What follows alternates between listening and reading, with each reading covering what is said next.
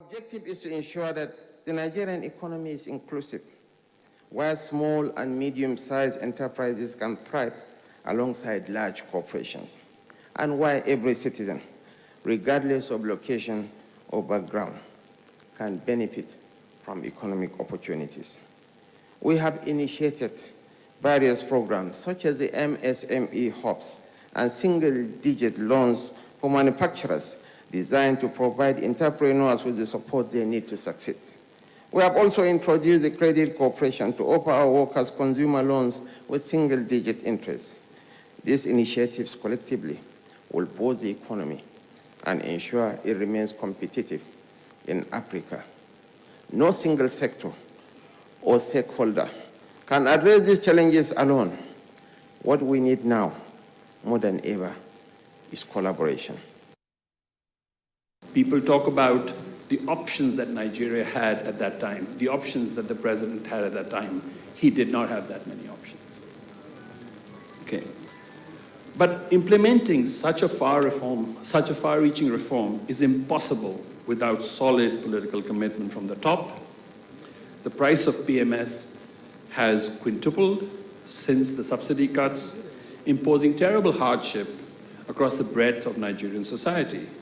The central bank has had to hike its policy rate by a huge 850 basis points, that's almost 9 percentage points, in the last 9 months to boost confidence in the Naira and anchor inflationary expectations. But the central bank financing of fiscal deficits has finally ended. And Governor Cardoso has been putting Nigeria, or be helping to put Nigeria on the right course, on the correct course. But this is only the beginning.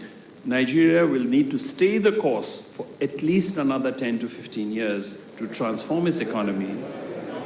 If it does that, it will transform its economy and it will become an engine of growth in sub-Saharan Africa, and it will help to transform sub-Saharan Africa.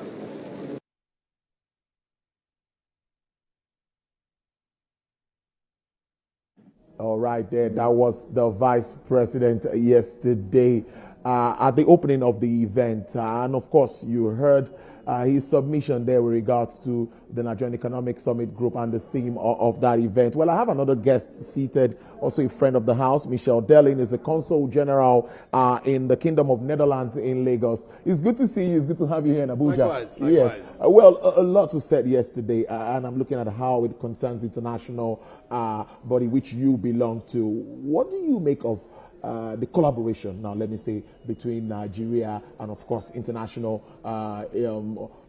foreign observers like you're here, and you've seen what they've talked about, our economic development, the challenges that we face. How does it come to you? What do you think are the way out of some of these challenges we face? Yeah, thank you for using that word, because collaboration is also one of the themes of the event. By the way, a colleague of mine reminded me yesterday that the first time I attended the Economic Summit Group was in 2001. So, and this is my 8th one. So it shows you, not just me, but everybody, we come together to Abuja every year to talk and discuss and see how we can bring things forward. So it's not just a talk shop? No, it's not talk shop, because it needs to be done. It needs to be done. And, you know, we should stop admiring problems and say this and that. What are the solutions to these problems? And we, together, we are in this basically together. Nigeria is not an isolated island. It's part of the community of states in the world, and it's also part of the global economy. The advantage of that is that Nigeria's oil can be sold in the global economy.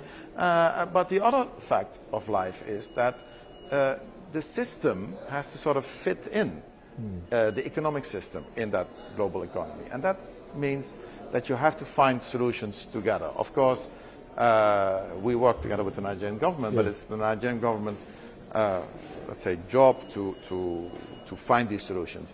Your previous guest was talking about transparency. Yes. And I think that is crucial. I was in a session earlier today with the Honorable Minister of Trade, and she mentioned all kinds of things that the Nigerian government is doing that me, but that's not so important, but also many of the other participants were not even aware of. So it's a matter of telling and explaining the people what you are doing as a government to improve the situation. And transparency, I think, is key in that. The international community is assisting Nigeria. We, as you've seen also in the press, the World Bank, through the World Bank, we're helping. Through the African Development Bank, we're helping. But also just with technical assistance, with advice, with basically bringing in foreign investment.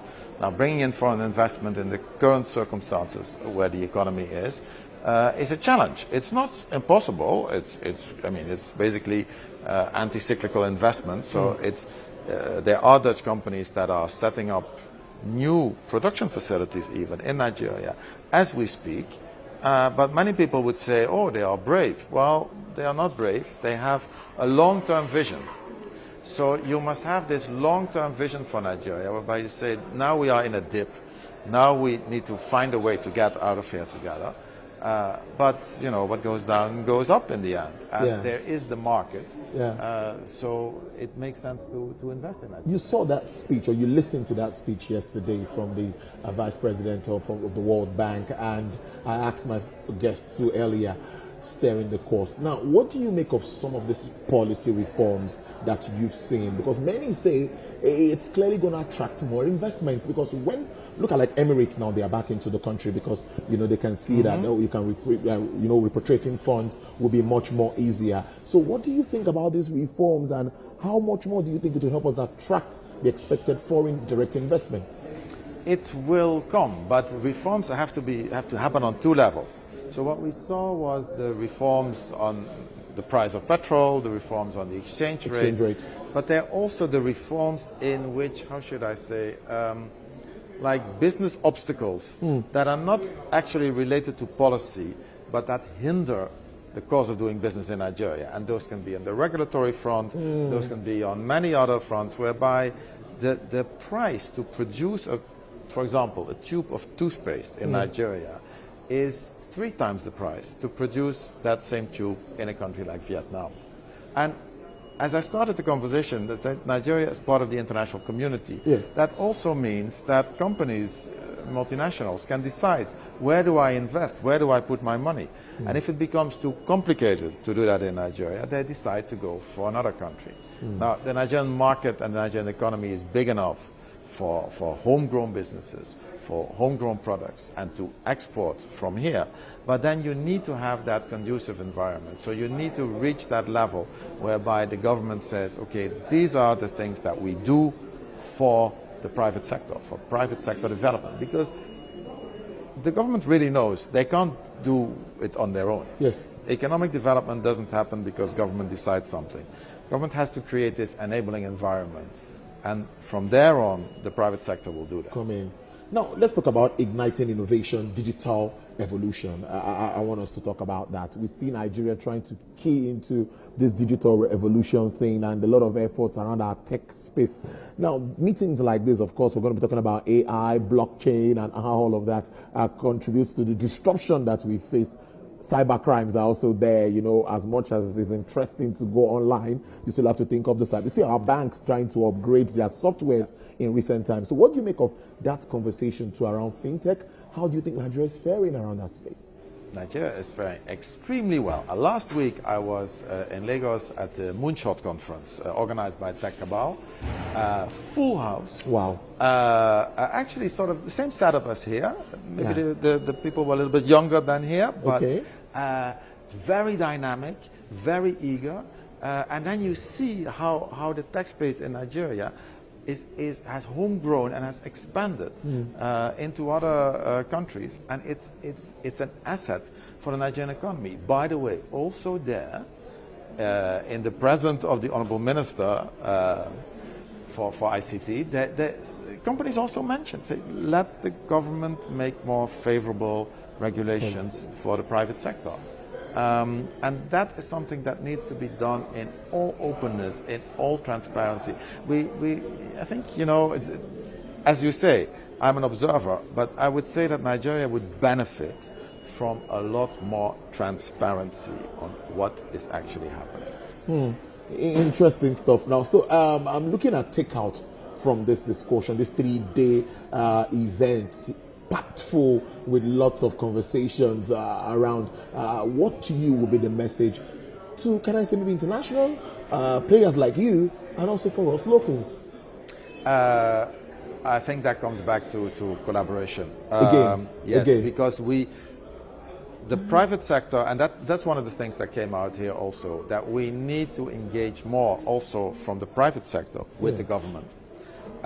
From the international community, you know, we do engage with the private sector because we're also here to assist the private sector in the way of business development. But we also engage with government. So this sort of, let's say, communication channels should be more elaborated, whereby companies and the international community have this discussion with the Nigerian government.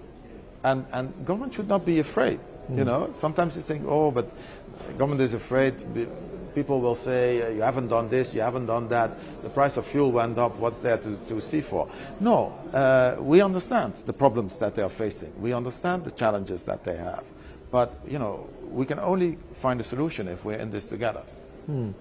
And also geopolitical issues that are beyond us. You know, we can't ignore them. See what is happening in the Middle East, see what is happening with Ukraine and Russia. We thought it was just going to be, one of the CEOs mentioned there that if anyone told you this will happen, say some years ago, you'd be like, no, this won't happen. Look at the impact on oil price. What do you also think about that around the global economy? Yeah, I know Nigeria is part of the global economy, and that's why you see with the fuel prices, if the price of oil goes up globally, yeah, it's great for export, but it also means the price of petrol in your PMS goes up. So, and Nigeria is still, and probably to a much too high extent, is still depending for lots of things on import. And these are things that you don't have an influence on. You can't change the war in the Middle East or the situation in Ukraine from this point of view. So it makes you dependent. And part of the solution is to be less dependent on that, to produce more in Nigeria, to industrialize more, to mechanize more, to computerize more, because that will build more stable ground.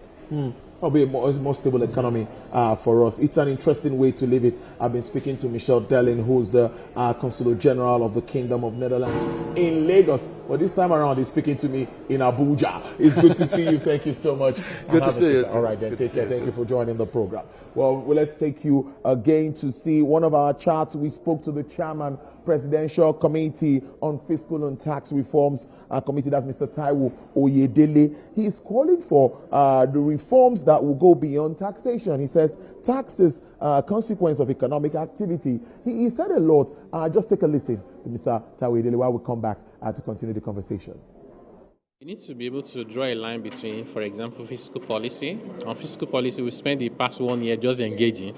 We've met with every group that you can even think of, you know, from students to manufacturers to women in business to people with disability to Nigerians in the diaspora. We've done, and those engagements continue. As we speak today, we're still engaging. So I'll say, and in fact, from the private sector, that's one of the things they are commending. The one that is difficult is the monetary side. The central bank is by law independent. So they cannot call a meeting of CEOs and say we're thinking of increasing interest rates, right?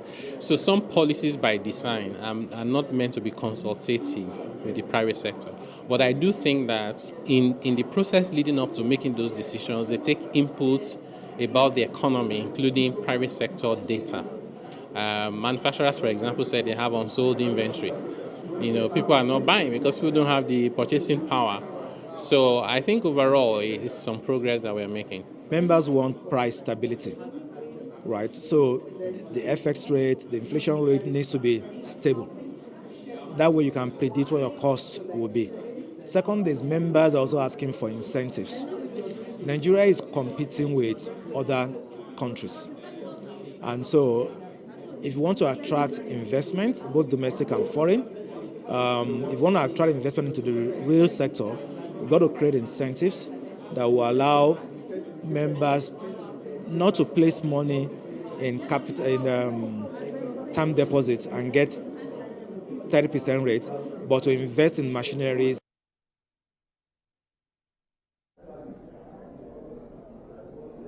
All right, there. That was Mr. Taiwo Oyedele there speaking around deliberations, of course, around this conference. My conversation continues, and Mr. Patrick Odegu is the Chief Executive Officer of Polyguard.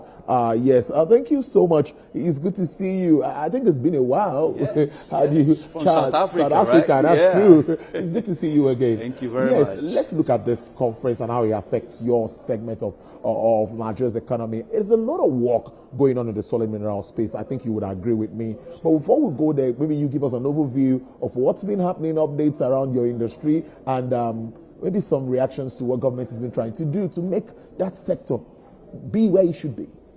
Thank you very much. I must say that solid mineral is extremely crucial in any country development. You can't do industry without solid mineral. In fact, you can't do life without solid mineral. Is it in agricultural sector? After 1 or 2 farming seasons, you will need to enrich the soil. That's where zinc comes in, limestone comes in, and you can't do any of that without mining. So solid mineral, any country that neglects solid mineral sector is not really ready for living. You will talk about multidimensional poverty. Maybe oil. You know, because there's so much oil. It's still extraction. It's still extraction. So we really need to unpack it properly. This country is blessed. I don't need to overemphasize it. We all know this, right? Is it your car? It's solid mineral. Your phone is solid mineral. So we need to have a granular understanding to solid mineral. What does that really mean? Look at our oil and gas sector. Can you drill oil without barite? I was having a conversation with a gentleman from Shell, and I'm saying the IOC has a huge responsibility to ensure that the source of their barite is known, because the law was very specific in saying that since 2010 that 60% of barite should be sourced from Nigeria. Presently, and I'm not sure they are sourcing up to 5%. Now, it is important that this source is known critically for the value chain to be created.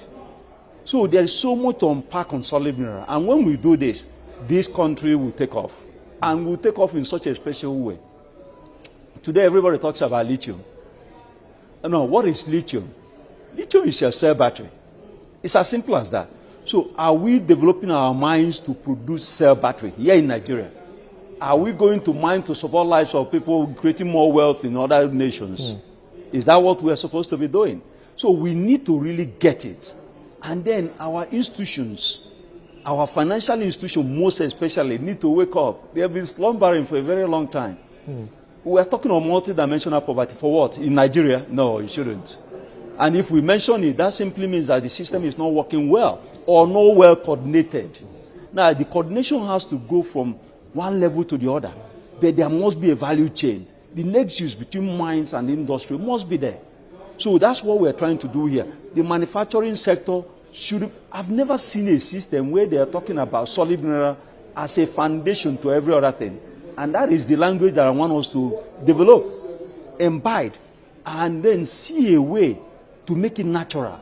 And in that natural development, the natural evolution of wealth creation, we will now be able to domicile values in Nigeria as a primary force, because that is what is important to me. I want to see Nigerians, right, taking much more advantage of the blessing that God has endowed on us, instead of, quarreling with each other about what are crisis. the disadvantages? What are the issues? We hear a lot of issues around it. Sometimes some states governments wanting to be, and you hear that it's in the, you know what I'm talking about. Yeah, the federal government is actually in charge of all of this. So why do we have these issues coming up most times? I will put it in this manner. What is the structure in which government in Nigeria earns money? How does government in Nigeria earn money? The way they earn money is through revenue that they don't participate practically in that generation. Every month they come to Abuja and share FAC money. What is FAC money? Apart from the tax side of it, which is very, very important, we are talking about oil and gas value that the joint venture partner, which, by the way, are majority stakeholders, right? the majority stakeholders produces and then give a certain stipends to which they congregate in Abuja to share this value. Now, in sharing this value, of course, when you talk about savings or when you talk about production support, yes, it's like you're speaking French to an Igbo man, right? There's a chances that he will not even get it. So but if we will now begin to understand the nexus between the funds that government receives coming from productive endeavor, we will now become more serious, more intentional. And at that point, you will not see state government trying to gazump, trying to penetrate something that is already settled constitutionally. As things stands today, solid mineral and liquid mineral, which oil and gas is part of it, is unpacked under federal legislation. Federal government takes charge of it. State government knows that they can participate, but they need to go to federal government just like every other person and obtain their license. When you obtain your license, that's when you know that khaki and leather are not the same. Because you need to carry out exploration. Exploration is like you drop a pin inside a haystack. You need to go and find where that pin is. Because that pin is the value. But they will fold their hands. They will lay in wait. And then when the mining company have suffered under many years to carry out exploration, at the point of exploitation, they will show up. It's my land, it's my land. Yes, it's your land. It's our land. Because Nigeria is one. Unless we are saying so many other things. But if we are saying that Nigeria is one, what obtains in oil and gas must obtain in solid mineral. So the state government has an opportunity to go and take license, carry out exploration, invite joint venture partners. No, they will not do this because they will think that that one is more risky. Now, who among us are better equipped to the risk? It's government. Government or private sector? It's government. Government, government must de-risk to show private sector that there is value.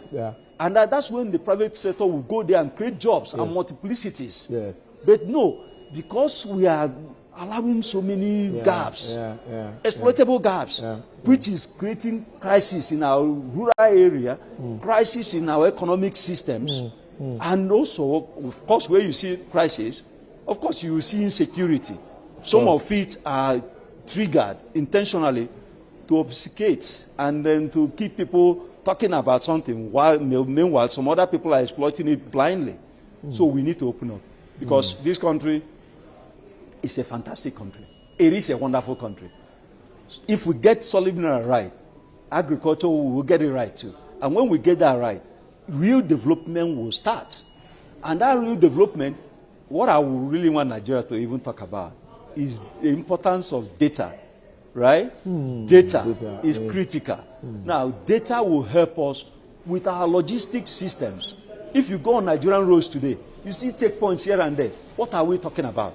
Can we not monitor Nigeria from a point of view? Saudi Arabia, if you go, there's a screen that shows their operations. You see from a point of screen, you see all the operations. You see the movement of the oil and gas sector. You see ants flowing. Can't we do the same thing in Nigeria and shortcut all these challenges that we are facing? There is, today we know that Tesla, or rather Starlink, is going to dislocate communication system. Whether they like it or not, it's coming. GSM will be dislocated. Why are all these things happening? They are happening because they are deploying raw material at a very greater extent, right? So this is what raw material is about. We're talking about artificial intelligence. You will not do any intelligence whatsoever, whether artificial or real, if you don't use the, solid mineral. So we will have to understand the importance of critical raw material, rare earth material, which is your magnet. Magnet is critical in development of any industrial play, right? Without magnet, there will be no robot, right? So that is what the other nations are coming here, taking this raw material in a very granular form, right? They will say that the value they create in, like a company in China. We just come from a session where they were discussing, oh, foreign investors are coming. I say, what manner of foreign investors? Even those people that are mining, in quote, in Nasarawa State, that bring their investment. What investment did they bring? $200 million. What is $200 million in mining? For an asset that can create over $16 billion in the life of the asset, you brought $200 million. Everybody is raising their chest. We need to unpack it and put this value in Nigeria. Because if you deliberately make it in such a way that the industry is Nigerian-led, most of the value will stay here. I rather see a Nigerian that own the asset 90%, because that simply means that 90% of the value will remain here. Yes, it will. Right? And if it remains here, it will develop a rural area and it will create more combustible value that all of us will benefit from one way or the other. So that's the way I want us to look at solid mineral. Let's not look at it from a point of view of crisis, of lack of capacity that is artificial. The real capacity is understanding that something like a Exim Bank has a clear view that you don't, a mining company that has a license, you don't ask the same mining company to go and bring collateral. What collateral does he need? He doesn't need any collateral. All you need to talk about is who is your off-taker? Who is your off-taker? Where is your mining site? Then you link it up. Because Exim Bank has a system that brings logistics, which is through C-Link, which is government, public sector driven with private sector, initiative and cooperation. So we can actually use these building blocks to develop our country. So we can default our way into development. And that's what solid mineral can do. Look at our roads. Dangote is not doing it. Of course, I'm very excited that he's using limestone, right, to do cement. Yeah. And then he's using the cement to do road construction, right, which is really the real value. Yeah. Because you don't need to go and import asphalt, which will probably have bitumen. So it's not bad. Let's put it Mr. Patrick Diego, yes. We know we're supposed to have a part 2 of this conversation. We really have to have it this time around because this is much time can take. We have limited time, a lot of conversations going behind the room here. And I've been speaking to Mr. Patrick Odiego, who is the Chief Executive Officer of Polyguard Investment Nigeria. Hope to talk to you again soon. Absolutely. I look forward to it. Yes. But one of the things I want Nigeria to do for us. Yes, please. As the Secretary General of Barite Miners, Association of Miners and Processors of Barite. Yes. I want our president to put his knee on the neck of the IOCs and read the riot act. Either you use Nigerian barite or shut down your operation. That's as simple as that. All right, I must thank you so much. I must you hand very over now to my colleague, Sarah. You've heard it from here. We started with the CEO of the NESG, and we also had Michelle Delin, who's a Consul General that's of Netherlands in Lagos. And we're wrapping up with Mr. Patrick Odiego, who is also, of course, a business person and is deep in the mining industry. A lot of conversations here. We'll continue to bring up reports and send deploy reports to Lagos for other bulletins. I must thank you so much. It's over to you, Sarah. All right, conversations continue tomorrow and it will end on Thursday. Thank you so much for watching Business Nigeria. I am Sarah Ayeko.